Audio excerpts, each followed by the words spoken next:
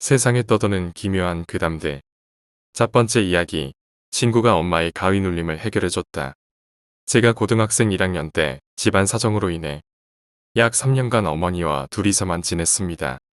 어머니가 직장을 옮기셔서 고향을 떠나 둘이서 다른 지방으로 이사를 했습니다. 집은 2층 신축 아파트였고 둘이 지내기엔 넓은 집이었습니다. 방은 3개였는데 제 방은 현관과 마주보는 위치에 있었고 제 방을 지나면 거실과 부엌이 나왔습니다. 거실과 부엌 역시 마주보는 구조이고 작은 방은 부엌 라인, 안방은 거실 라인으로 있어서 두 개 방 역시 마주보고 있었습니다. 그 당시 컴퓨터가 작은 방에 있어서 저는 항상 밤늦게까지 컴퓨터를 하곤 했는데 어머니는 밤 10시쯤 항상 주무시기 전에 작은 방에 오셔서 저에게 컴퓨터 그만하고 내일 학교 가려면 일찍 자라고 말씀하셨습니다. 저는 듣는 둥 마는 둥 대답만 하고 게임을 하다가 늦게 잠자리에 들었습니다. 11시 반 정도 되었을 때 어머니가 안방에서 제 이름을 부르시면서 소리를 엄청 지르셨습니다. 저는 헤드셋을 끼고 게임을 했는데도 그 소리가 들릴 정도면 엄청 크게 소리 지르신 걸로 기억합니다. 큰일 난 줄 알고 헤드셋도 던지다시피 내려놓고 안방으로 뛰어갔는데 어머니가 주무시고 계시길래 흔들어 깨워서 무슨 일이냐고 여쭙습니다. 어머니는 비몽사몽 일어나셔서 방금 꿈 얘기를 해주셨습니다. 꿈은 어머니가 잠들기 바로 전 상황과 이어졌다고 합니다. 꿈에서 저한테 얼른 자라고 말씀하시고 들어가서 침대에 누우셨는데 제가 말 안 듣고 계속 게임하고 있을까봐 다시 일어나서 작은 방 문을 열어보셨답니다. 작은 방 불도 꺼져 있고 저도 없길래 자러 갔나 보다 생각하시고 물 한잔 하려고 부엌으로 가는데 불도 다 꺼진 거실에 웬 하얀 소복 입은 할머니가 우두커니 서서 어머니를 쳐다보고 있었답니다. 그래서 어머니가 할머니 누구세요? 우리 집에 어떻게 들어오셨어요? 나가세요 빨리. 하시니까 정체 모를 할머니가 눈을 마냥 크게 뜨고 어머니를 노려보면서 고개만 끄덕이더랍니다. 어머니는 그 모습이 너무 무서워서 빨리 나가시라고 재촉해도 그 할머니는 계속 어머니를 쳐다보고 고개를 끄덕이면서 알겠어만 반복했답니다. 그러는 와중에 할머니가 점점 자신한테 다가오길래 그때 제 이름을 부르면서 소리를 질렀다고 하셨습니다. 저는 꿈 얘기를 듣고 그냥 개꿈이겠거니 하여 어머니를 위로하고 별로 신경 쓰지 않았습니다. 그 꿈을 꾸신 지 이틀 후에 같은 상황에 또다시 어머니가 소리를 지르셨습니다. 그래서 이전과 마찬가지로 안방에 뛰어가서 어머니를 흔들어 깨워 꿈 얘기를 들었습니다. 이번에도 역시 잠들던 상황과 꿈이 이어졌다고 하셨습니다. 안방 구조는 침대와 장롱이 마주보고 있는 구조인데 침대와 장롱 사이로 사람이 지나다닐 수 있는 공간이 있습니다. 꿈에서 어머니가 목이 너무 말라 물을 마시려고 침대에서 몸을 일으켰는데 어머니 발치 침대와 장롱 사이 공간에 하얀 소복 입은 할머니가 서서 어머니를 뚫어지게 쳐다보고 있더랍니다.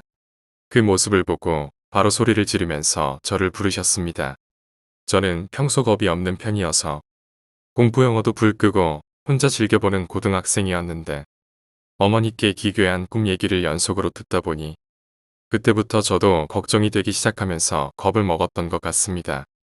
그래서 밤늦게 혼자 게임할 때 긴장했던 기억이 납니다. 그리고 또 이틀 후에 어머니가 목이 막힌 듯이 힘들게 소리를 지르시길래 뛰어가서 흔들어 깨웠습니다. 그때는 할머니는 나오지 않았는데 좀 더 섬뜩한 꿈 얘기를 들었습니다. 꿈속에서 밤늦은 시간에 누군가 초인종을 계속 누르길래 어머니께서 누구세요 하시며 현관 위 문고리를 걸고 문을 열었습니다. 그때 엄청난 힘으로 문을 수차례 잡아당겨서 어머니는 너무 놀라셔서 집 안으로 뛰어들어오시며 저를 다급하게 찾으셨답니다. 당시 꿈에서 제가 깨 있었다고 하셨습니다. 하지만 잠금 장치가 부서지며 괴한이 집 안으로 칼을 들고 성큼성큼 걸어오더랍니다. 그래서 제가 맞고 있었는데 배를 찔리고 피를 토하면서 쓰러졌답니다. 저는 고1 때 키 178에 75kg쯤 나갔었습니다. 근 10여 년간 몸무게만 10kg 늘었습니다. 어머니는 안방으로 도망가서 문을 잠그시고 벌벌 떨고 계셨는데 괴한이 안방 문까지 부수고 들어와서 어머니를 제압하고 목을 졸랐답니다. 그래서 저를 부르실 때 목 막힌 소리를 내신 것 같습니다. 그 이후로도 집안 여기저기서 할머니가 나오고 괴한한테 습격당하는 꿈을 많이 꾸셨습니다.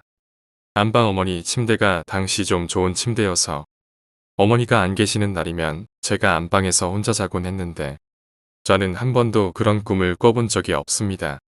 그런 날이 지속되다가 2년 후 다른 집으로 이사를 가게 되었습니다. 원래 살던 집과는 운전해서 30분 내외의 거리에 있는 아파트였습니다. 이사 온 집도 전에 살던 집과 같은 2층이었습니다. 정말 놀랐던 건 이사를 오고 나서도 어머니께서 같은 할머니가 나오는 꿈을 꾸셨다는 겁니다. 어느 날 어머니께서 시골 할머니 집에 내려가셔서 집이 비는 날이었습니다. 저는 혼자 있기 적적하고 심심해서 초등학교 때부터 불알 친구인 2명을 저희 집으로 불러 냉장고에 있는 소주를 까먹으며 즐거운 밤을 보내고 꿀잠에 들었습니다. 다음날 아침에 한 친구가 자고 있는 저와 친구 한 명을 다급하게 흔들어 깨우고 정말 무서운 꿈을 꿨다면서 얘기 좀 들어보라고 했습니다. 비몽사몽 일어난 저와 친구는 아픈 머리를 잡고 꿈 얘기를 들었습니다. 저희 집은 부엌 뒤로 베란다가 있었습니다. 세탁기가 있는 베란다에 나가서 왕창 큰 창문을 열고 난간에 기대 담배를 피웠습니다.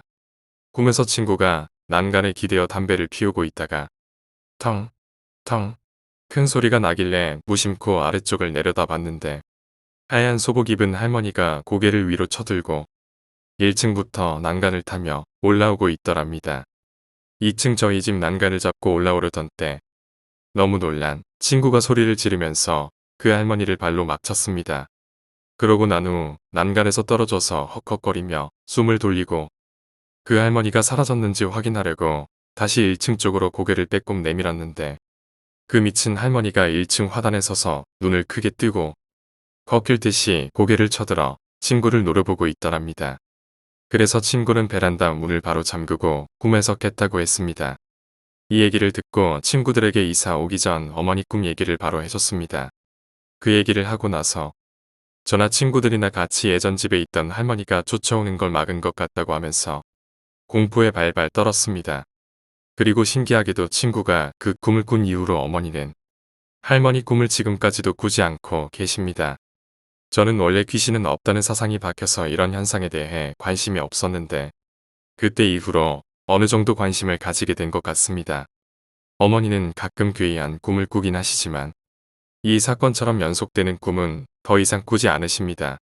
두 번째 이야기, 호기심과 신념. 나는 28살 취업 준비생이다. 워낙 술을 좋아해서 공부에 집중하기 위해 산에 들어왔다. 템플스테이. 예전에도 해본 적 있지만 이곳은 좀 특이하다. 정말 산 꼭대기에 있고 스님도 딱 한 분. 식사 시간에 연부를 스피커를 통해 크게 틀어주는 게 전부다. 또한 스님은 인사도 받아주시지 않고 눈의 초점이 애매해 보이기까지 한다. 가장 궁금한 것은 내가 있는 산 꼭대기와 반대편 산 꼭대기 사이에 있는 저 집. 가끔 낮에 보면 아무도 안 사는 집 같은데 직접 가보기엔 너무 멀고 궁금하다. 그러던 어느 날 밤 잠이 안 와서 산책 중에 다시 그 집을 바라보게 되었다. 불빛이다. 사람이 사는 건가? 저기 살면 많이 불편할 것 같은데. 방에 가서 잠이나 자자라고 생각하며 뒤를 도는 순간 내 뒤에 스님이 서 있었다. 으악 씨발. 죄송합니다. 너무 놀랐어요. 역시 스님은 아무 대답이 없었다. 난 그냥 지나쳐 가려는데. 저기 저 집 가지마. 라고 스님이 말했다. 난 그냥 못 들은 척 방으로 왔다. 역시 하지 말라는 건 더 하고 싶은 법. 가보자. 다짐하고 보조 배터리와 핸드폰만 들고 산길을 내려간다. 그 집에 가까워졌을 때 폰 불빛을 끄고 다가가는데 헉. 누구지? 생각한 뒤 난 정신을 잃고 말았다. 웅성웅성 시끌시끌하다. 나는 정신을 차렸다. 여긴 영어관. 어디지? 스크린이 켜지더니 한 남자가 나왔다. 여러분 반갑습니다. 개미궁에 오신 걸 환영합니다. 기존 개미분들께서는 새로 오신 개미분들에게 설명을 잘해주시기 바랍니다. 개미궁. 주시인가? 이때 옆자리 여성분이 인사를 하면서 설명하기 시작한다. 지구상 가장 오래된 개미가 가장 강하다고. 강력한 공룡을 멸망시킨 것도 개미고 이제 곧 인간도 멸망할 수 있다고. 그래서 지금 땅속의 개미집처럼 사람이 살 수 있는 개미궁을 만들었다고 설명했다. 아, 사이비다. 나가야 된다. 그렇지만 입구를 모르니까 일단 대기해 보자라고 생각하는 그 순간 앉아있건 한 남성이 스크린 앞으로 가더니 칼로 자기 목을 그어버린다. 그렇지만 놀라서 소리를 지르는 건 나를 포함한 4명. 이 4명만 새로운 사람이었다. 더욱 놀라운 건 죽어가는 그 사람을 신경 쓰는 사람은 없었다. 다만 검은 옷을 입은 사람 몇 명이 와서 시체를 치울 뿐. 나는 그때 분명히 들었다. 물론 무슨 뜻인지 이해는 못했다. 아, 족같네. 또 한 명 구해야 되잖아. 갑자기 옆자리 여자가 밥 먹으러 가자고 한다. 이동을 하다 보니 정말 개미집 같았다. 밥을 먹으면서 새로운 4명이 서로서로 소개하는 시간도 가졌다. 내가 제일 막내. 다른 3명은 나보다 형들이었다. 확실한 건 모두 나가고 싶어 했다. 4명이서 대화하는 도중 아까 스크린에 나왔던 남자가 왔다. 다들 여왕개미라고 부르고 있었다. 여왕개미가 우리에게 물었다. 궁금한 거 없어요? 여기 나가는 입구가 어디예요? 라고 내가 질문을 하니 여왕개미 표정이 싸늘해지고 주변에 있는 다른 사람들도 나를 노려본다. 나는 너무 무서워서. 아, 식량을 구해오려고 그래요. 제가 힘이 세거든요. 핑계 아닌 핑계를 댔다. 그러자 여왕개미가 내 뒤에다 대고 우린 이 안에서 자급자족합니다. 그러니 입구 같은 건 신경 쓰지 마세요. 오싹했다. 개미궁에서의 생활은 노동과 교육의 연속이었다. 계속해서 땅을 파고 쉴 때는 개미에 관해서 교육받으며 믿음을 억지로 주입시키려는 것 같았다. 칠흑같이 들어온 한 형이 나에게 말했다. 야, 나 입구 찾았다. 여기 입구 3개 하나는 산 중턱 하나는 산 아랫집. 다른 하나는 지하 통로던데 그 통로가 어디로 이어진지는 모르겠다. 형 나갈 거예요? 당연하지. 내일 노동 시간에 나간다. 난 산 중턱으로 나갈 거야. 난 같이 가고 싶었지만 용기가 부족했다. 형 나가면 꼭 경찰에 신고해 주세요. 그래, 조금만 버티고 있어. 이때 나는 이 형을 말렸어야 했다. 다음날 나는 익숙한 얼굴을 발견했다. 그 스님. 그 스님은 탈출한 형의 다리를 잡고 질질 끌면서 개미궁으로 왔다. 알고 보니 산꼭대기의 그 절은 이 개미궁과 한패였고 산 중턱으로 도망간 형은 산을 타고 올라가 스님을 만나 도움을 요청했다가 다시 잡혀온 것이었다. 여왕개미와 스님은 서로 반기며 이런저런 이야기를 하는데 무슨 내용인지 궁금했다. 대화를 마치고 여왕개미는 탈출한 형을 데리고 어디론가 가버렸다. 그 후 얼마나 지났을까? 난 탈출만 생각하며 여기저기를 돌아다녔지만 역시 가능성 있는 건 지하 통로와 연결된 출입구 뿐이었다. 기회가 나면 바로 도망갈 것이다. 그러던 어느 날 탈출에 실패한 형이 나타났다. 시체 처리하는 사람들이 말했다. 여왕개미님 다른 놈으로 구해드릴게요. 그때 여왕개미가 날 보더니 나에게 온다. 그러더니 말한다. 다시 안 구해도 될 것 같아요. 난 이분이 맘에 드네. 통통한 게 좋아. 난 순간 온몸에 소름이 쫙 돋았다. 아, 여왕개미가 남자를 좋아하는구나. 도망가자 무조건. 우선 나는 여왕개미께 고개를 숙여 영광이라고 말하며 지하 통로 쪽 출구를 슬쩍 봤다. 오케이 가는 길에 막을 사람은 없다.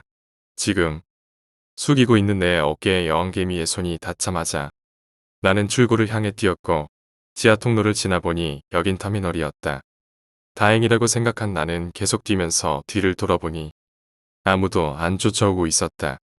휴, 성공이다. 일단 더 멀리 도망가서 신고해야지. 택시를 탔다. 아저씨 성안으로 가주세요. 성안은 나의 고향. 여기서 택시를 타고 가면 1시간 정도 걸리는 곳이다. 긴장이 풀리니까 피곤하다. 잠이 온다. 잠깐만 잘까? 눈을 떠보니 난 또 개미궁. 뭐지, 꿈인가? 이번엔 포박된 상태고 여왕개미가 내 앞에서 웃고 있다. 그냥 죽자. 그렇지만 죽을 수도 없구나.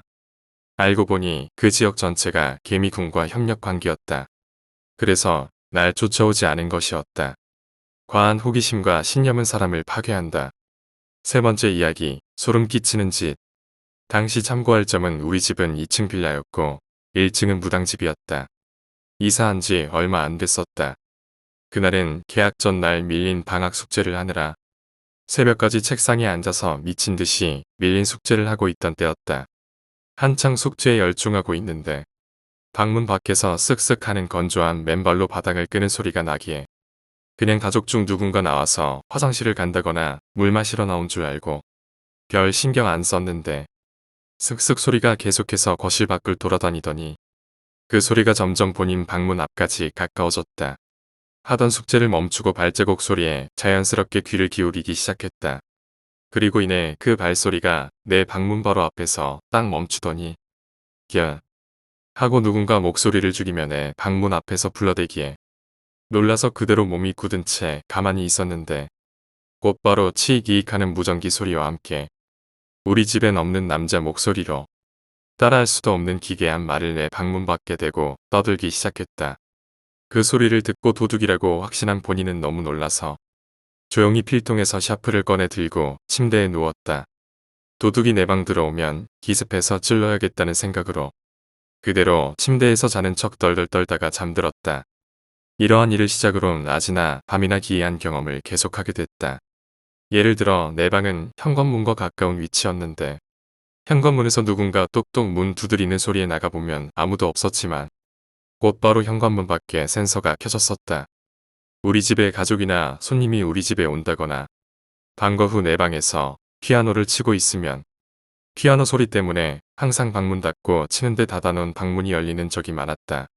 당시 구조가 내 방문 옆에 피아노가 있었는데 문 닫고 피아노 치다 보면 가로 문고리가 누가 여는 것 마냥 내려가면서 방문이 열리는 게 없이야로 다 보였다. 또 어느 날은 학교 갔다 집에 왔는데 부모님 방문 앞에 사탕 하나가 떨어져 있길래 뭔 사탕이지 하고 주우려고 허리를 굽힌 순간 검은색 발이 다다닥 내 앞으로 다가왔다. 놀라서 벌떡 일어났는데 그 발이 부모님 방문 뒤로 쏙 들어갔다. 이럴 때마다 집 뛰쳐나가고 싶을 때가 한두 번이 아니었는데 부모님 맞벌이에 늦으셔서 나 혼자 밖에서 있기도 무섭고 나가면 집에 들어오기가 더 두려울 것 같고 귀신한테 쫄면 안 될 것 같단 생각에 우기로 집에 앉아 있었다. 이렇게 귀신의 존재를 느낀 후부터 밤이 되면 공포심에 예민해졌다. 그 덕에 밤에 잠드는 게 힘들어졌고 결국엔 친오빠에게 게임 아이템을 줄 테니 내가 잠들 때까지만 내 방에만 있어달라고 하자 오빠는 오케이 했다. 나는 내 방에 누워서 손 거울로 내면상을 보며 오빠를 기다리고 있었고 오빠는 오빠 방에서 게임 중이었다. 발자국 소리가 들리기에 오빠가 게임 끝내고 오나 보다 생각했는데 내 방엔 들어오질 않고 내 방 밖에서 야 하고 소리 죽여 불렀다. 나는 대수롭지 않게 왜하며 누워 거울 본 채로 대답했는데 야 하며 또 소리 죽여 문 밖에서 부르기에 아 왜? 하고 대답하는데 돌아오는 대답은 또 따라하기도 힘든 기괴한 말이었다. 뭐지 이 새끼 왜 안 들어오고 밖에서 지랄이지 하는 생각에 급 화가 나서 벌떡 침대에서 일어나서 벌컥 방문을 열며 뭐라고? 라고 소리쳤다. 방문을 연 내 눈앞에 들어온 것은 어두컴컴한 것일 뿐 아무것도 없었다. 그대로 잠깐 벙쪄 있는데 곧바로 오빠가 이상하게 일그러진 얼굴로 오빠 방문을 열고 나오더니 날 보고는 야 내가 나 불렀냐? 하기에 무슨 소리냐 내가 부르지 않았냐 답하니 오빠가 겪은 얘기를 해주는데 오빠는 그날 게임 아이템만 받고 내 방에 갈 생각이 없었다고 했다. 그래서 실컷 게임하고 불 끄고 자려고 침대에 누웠는데 내가 들었던 소리를 오빠도 듣고 나인 줄 알고 자는 척 했단다. 그래도 계속 부르는 게 이상하다고 느낀 순간 무서워져서 일어나 문을 열고 나왔는데 그 시각 나는 내 방문 앞에서 벙쪄 있던 것이었다. 오빠까지 기이한 일을 겪고 난 후 엄마에게 얘기했고 엄마는 농담 반 진담 반으로 무서우면 십자가 들고 자라고 그랬다. 그러나 그 당시 본인은 밤이 무서웠기에 엄마 말대로 십자가라도 들고 잤는데 그날 꿈에 본인이 자기 전 들고 잤던 십자가를 뿌듯하게 들고 있었는데 웬 검은 사람 형태가 보이더니 입꼬리만 보이는데 입꼬리가 씩 올라가더니 날 발로 툭툭 차며 야 내가 이딴 장난감 같은 걸로 갈 줄 알았냐?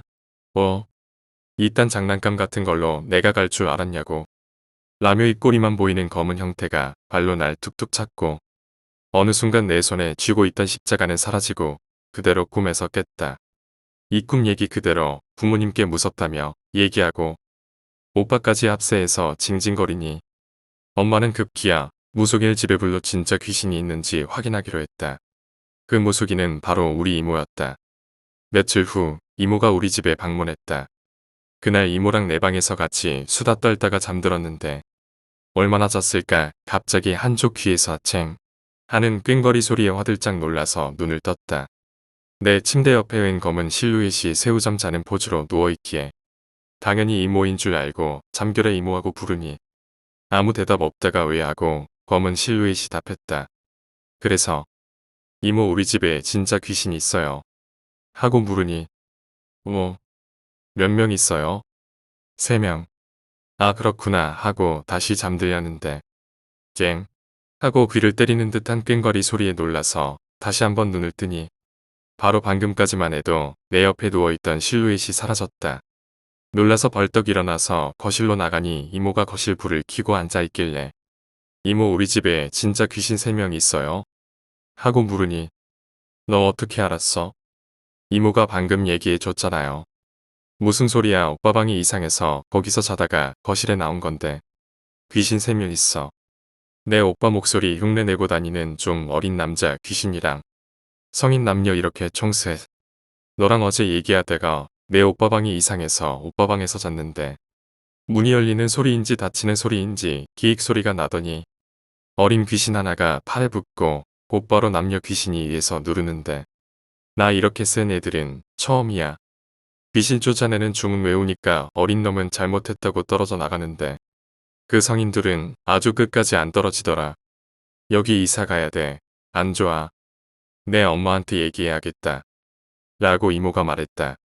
이렇게 해서 귀신은 있는 걸로 부모님도 믿게 되었고 그럼 왜 부모님은 못 느끼고 오빠와 나만 느낀 건지에 대해 물으니 부모님 방 이 밑에 1층 무당집의 법당 자리여서 귀신이 함부로 침입을 못하고 어른에 비해 애들이 상대적으로 영이 맑아 더 잘 느낀다고 했다.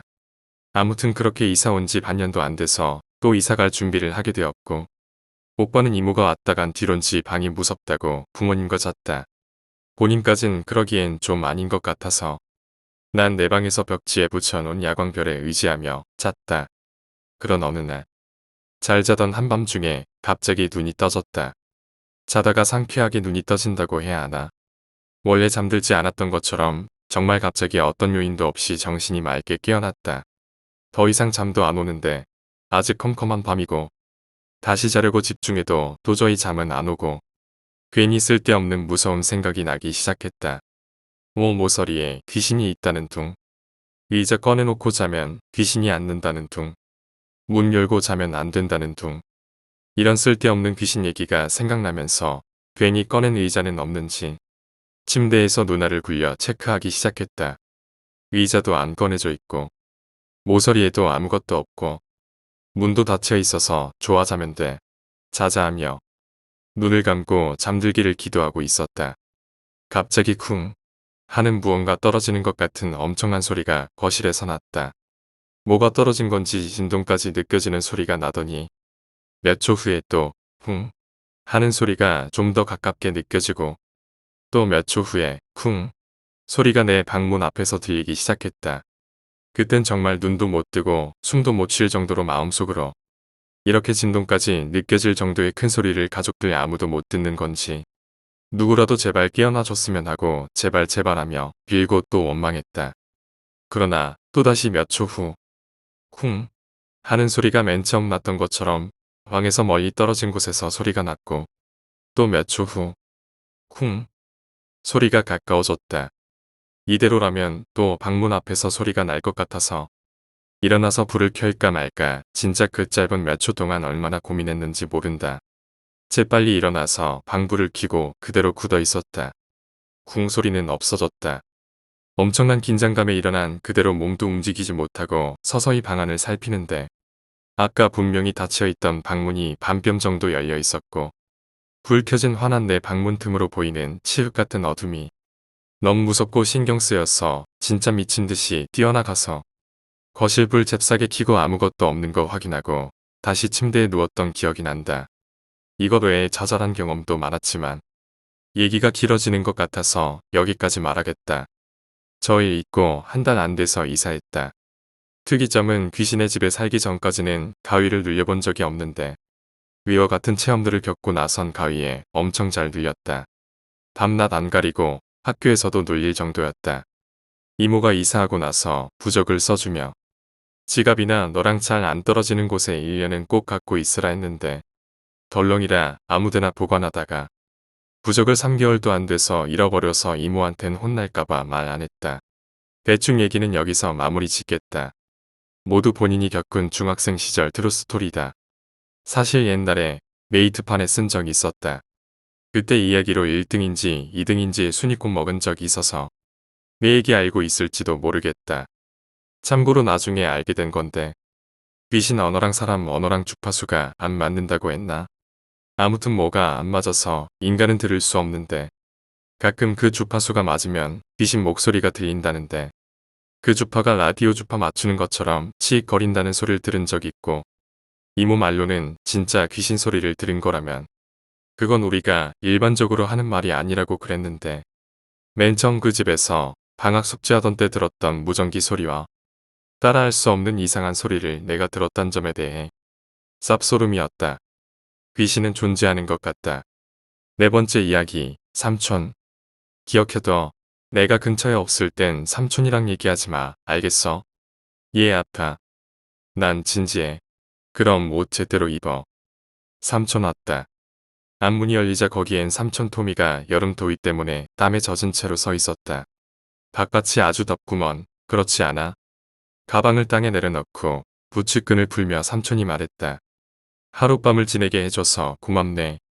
아침에 바로 나가준다면 문제없어. 아빠가 차갑게 대답했다. 당연하지. 무릎을 꿇고 나를 바라보며 삼촌 토미가 말했다. 내 허그는 어딨지? 널 본 지 꽤 오래됐잖아. 나는 삼촌을 향해 몇 걸음 걷고 포옹을 위해 기대었다. 삼촌의 강력한 허그는 날 불편하게 해서 작은 신음소리를 내었다. 밖에 38도인 거 몰라? 삼촌이 내 긴 소매를 당기며 물었다. 전 오늘 안 나갔어요. 내가 대답했다. 너 해야 할 일이 있지 않니?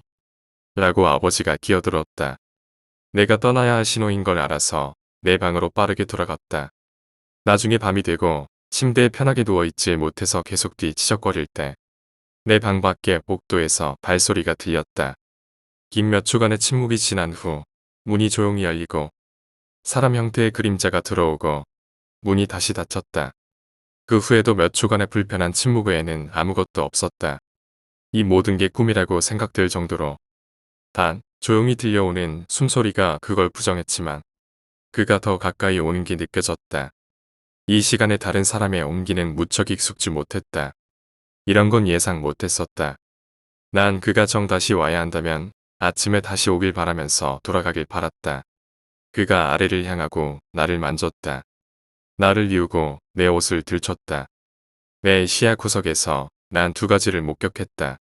포켓손 전등의 희미한 빛과 내 삼촌 토미가 내 살갗을 관찰하는 것을. 삼촌의 거친 손가락이 내 등을 위로 그리고 아래로 만졌다. 그러더니 갑작스럽게 일어서서 문으로 향하더니 그대로 떠났다. 난 다시 잠들려고 했고 결국 잠드는데 성공했다. 내가 일어났을 때는 삼촌은 이미 떠난 뒤였다. 아버지가 외출했을 때 정오쯤에 전화기가 울렸다. 여보세요? 안녕, 예. 토미 삼촌. 응. 내 아빠 거기 있니? 아니요. 아빠는 가게에 갔어요. 잘 됐군. 삼촌이 약간 떨리는 목소리로 말했다. 약간의 침묵이 있었다. 어젯밤 관련해서 전화를 걸었어. 내가 깨어 있었는지는 모르겠지만 깨어 있었어요. 그럼 본론으로 바로 들어갈게. 너에게 질문이 있고 내가 솔직하게 대답해줘야 해. 할 수 있겠니? 예. 그 멍들은 어떻게 얻은 거니? 5번째 이야기. 저주받은 무당짓. 내가 사는 군에는 정말 유명한 흉가가 있다. 산 중턱에 위치했는데 옆에는 우리 군에서 제일 처음 지은 아파트가 있고 오른쪽에는 도로 옆으로 교회가 있어. 그 집은 예전에 부부 무당이 살았는데 일명벌저를 받아서 죽었다고 알려졌어. 원래 무속인들은 함부로 남을 저주하고 해하는 비다. 붓, 방수를 쓰면 신이 노해서 벌전을 준다고 해. 그렇게 벌을 받아 죽었는데 그 부부 무당은 근방에서 정말 용어기로 유명했어. 1970년대 TV에도 나올 정도로 유명했던 그들은 재물에 눈이 멀어서 신도들에게 큰 값을 받고 남을 저주하는 부적, 비방, 구술하기 시작했고 벌전을 받게 되었어. 부인인 모속이는 뒷산에서 돈 받고 퇴마의식을 하다가 마지막에 화전치기를 하던 중 옷에 불길이 붙어서 그대로 타 죽었어. 진짜 의문인 건 구슬 옆에서 돕던 다른 보살들, 악사들 모두 이 여자가 불이 몸에 붙어서 끄지도 못하고 비명지르며 허우적대는데도 마치 뭐에 홀린 것처럼 아무 조치도 취하지 않았다는 거지.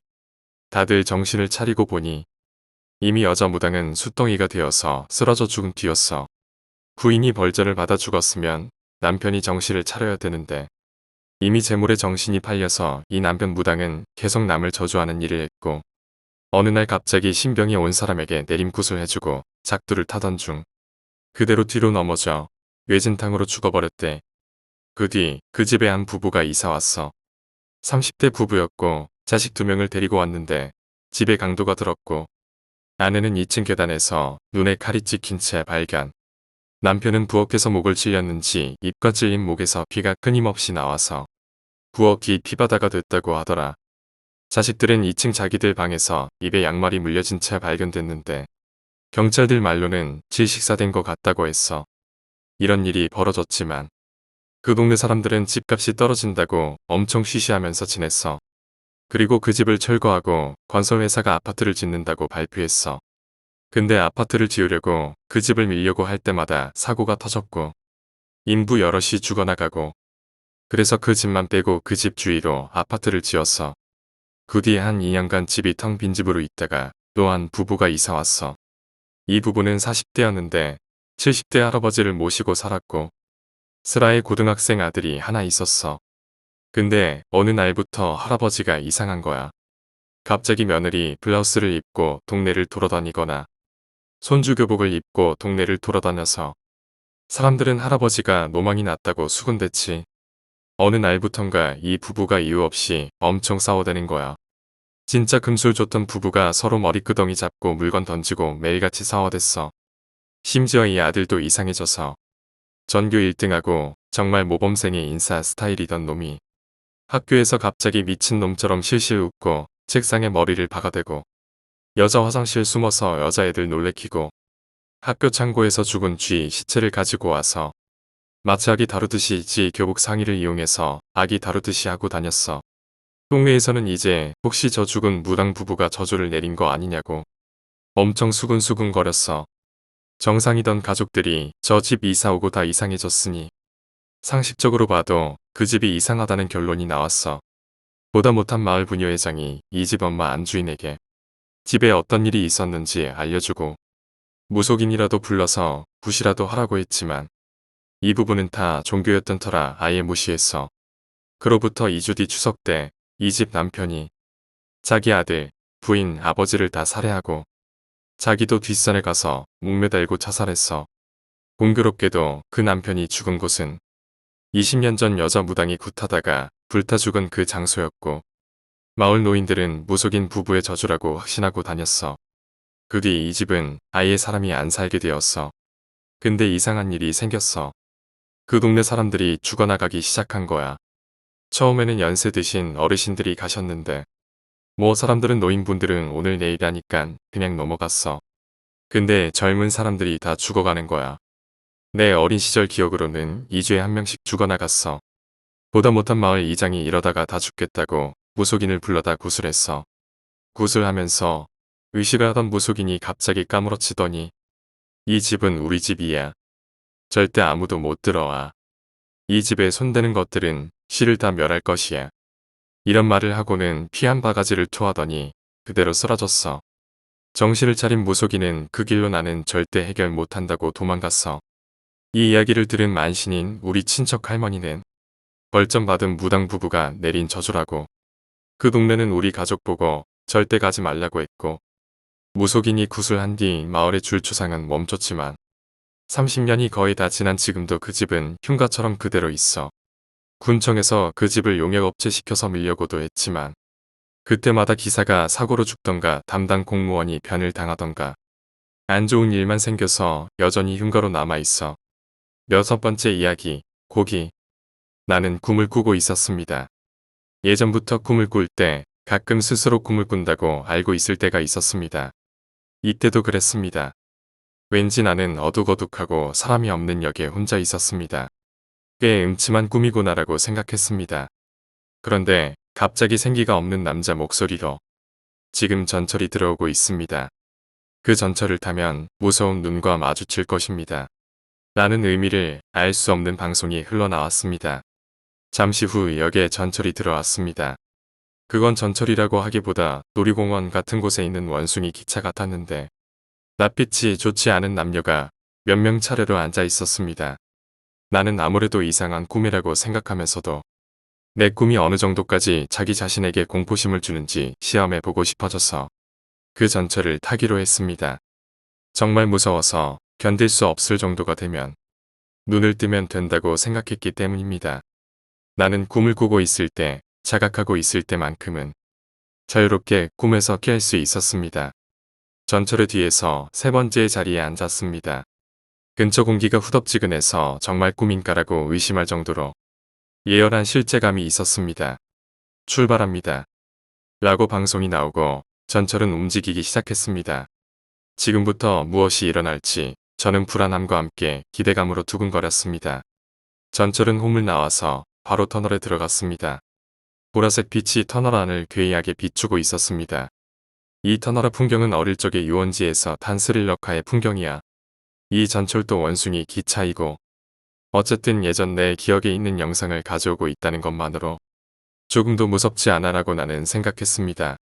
그런데 그때 또 방송이 나왔습니다. 다음은 회뜨기입니다. 회뜨기, 생선회, 이런 것들을 생각하고 있었는데 갑자기 뒤에서 소란스러운 비명이 들려왔습니다. 돌아보니 전철 제일 뒤에 남자 주변에 넝마, 조각 같은 것을 두른 작은 사람 4명이 모여 있었습니다. 자세히 보니 남자는 칼날에 몸이 찢어져서 정말 생선을 회친 것과 같은 모습이 되어 있었습니다.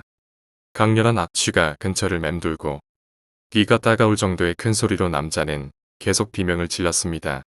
남자의 몸에서는 차례차례로 내장이 튀어나와 귀투성이에 장기들이 흩어져 있었습니다.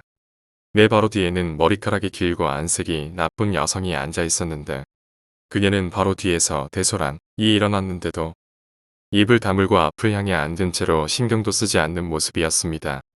아닌 게 아니라 나는 상상을 뛰어넘는 전개에 놀라서 정말 이게 꿈인가라고 생각하기 시작하여 무서워졌지만 조금 더 상황을 보고 나서 눈을 뜨자고 생각했습니다.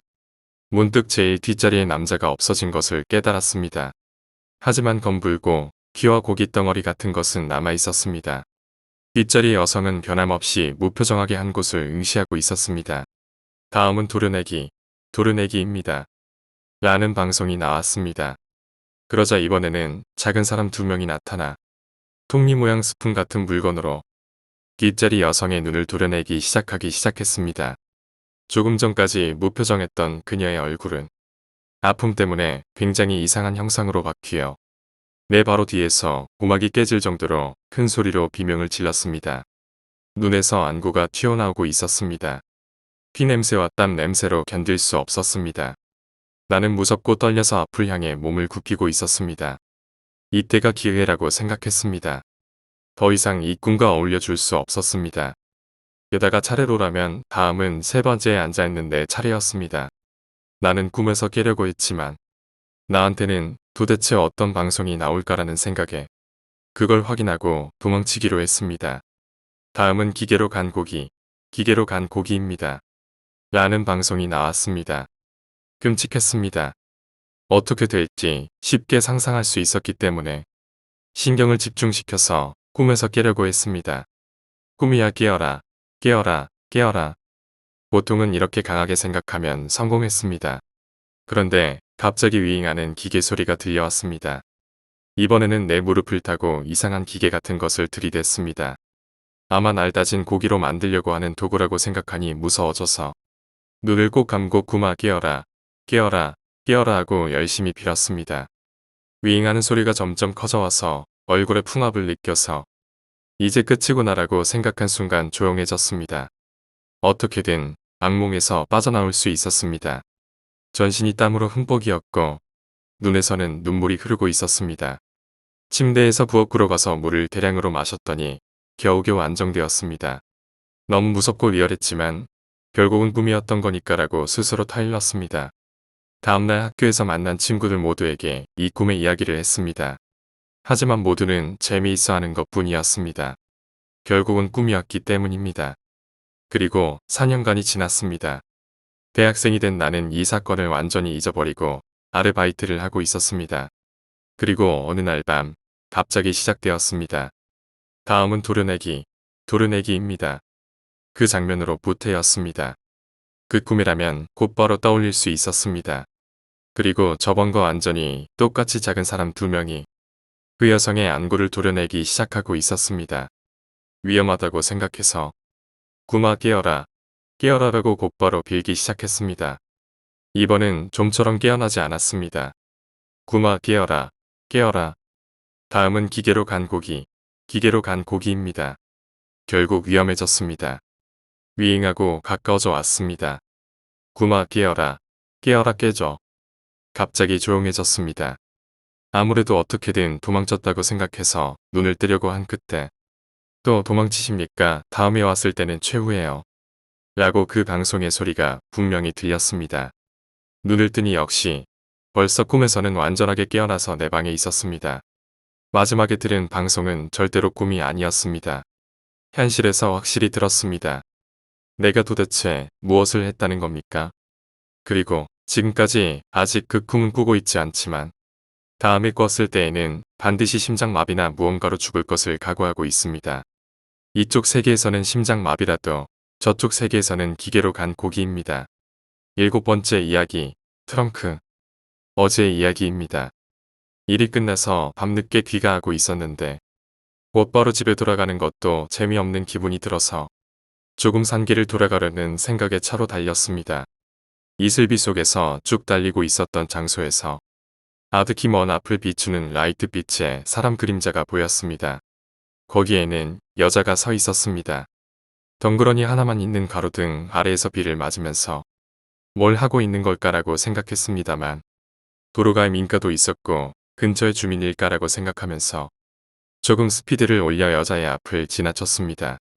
그리고 아무 생각 없이 백미러를 보자 가로등 아래의 여자는 서 있지 않았습니다. 순간 머리가 패닉이 되었습니다. 눈의 착각인가?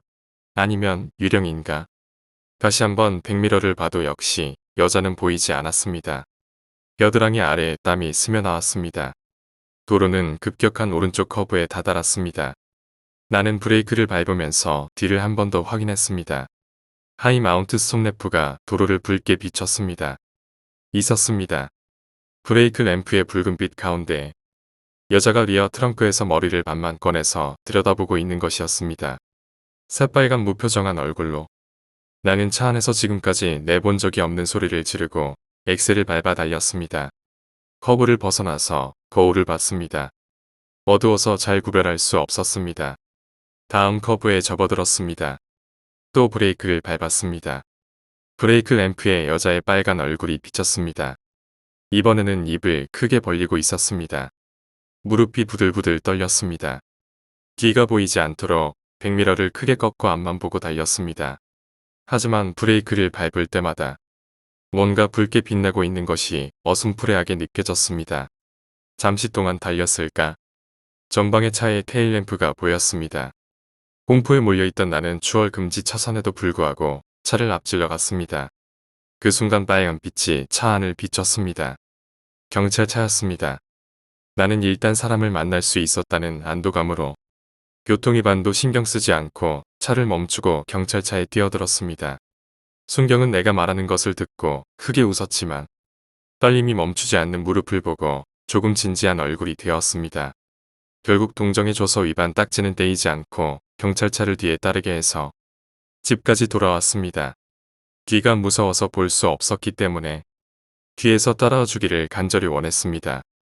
주차장에 차를 넣을 때까지 순경이 지켜봐 주어서 매우 고마웠지만 나는 마음속으로 그 경찰차에 씌어서 돌아가 라고 빌고 있었습니다.